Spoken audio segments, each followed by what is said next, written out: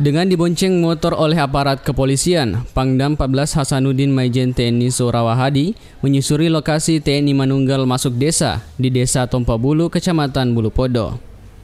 Tidak sendiri, peninjauan langsung Maijen TNI Surawahadi Kamis kemarin ini juga ditemani Bupati Andi Seto Gadista Asapa, Danrem 141 Todopuli Kolonel Infantri Suwarno, Dandim 1424 Sinjai Letkol Infantri OO Sahrojat, dan tak ketinggalan Ketua DPRD Abdul Haris Umar.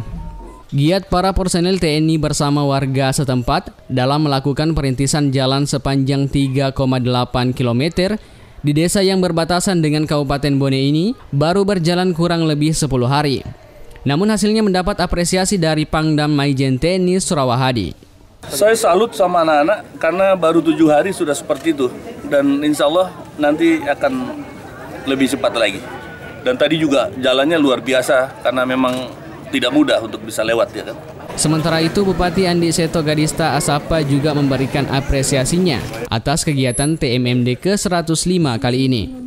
Bupati menganggap giat TMMD ini sangat membantu peningkatan infrastruktur jalan di wilayah terpencil seperti Desa Tompabulu ini, yang juga menjadi visi misi Pemkab Sinjai.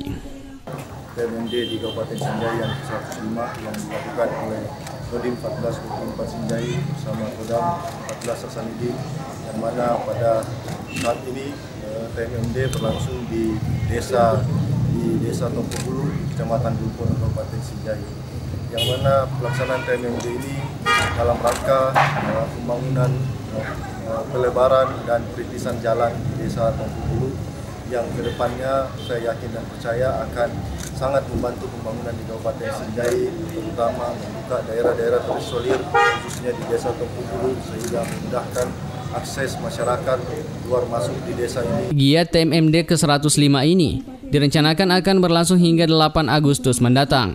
Selain Sinjai, 3 daerah yang juga menjadi lokasi TMMD di bawah komando kewilayahan Kodam 14 Hasanuddin, yakni Kota Makassar, Kabupaten Pindrang, dan Kabupaten Muna, Sulawesi Tenggara. Zakaria Ridwan, Sinjai TV.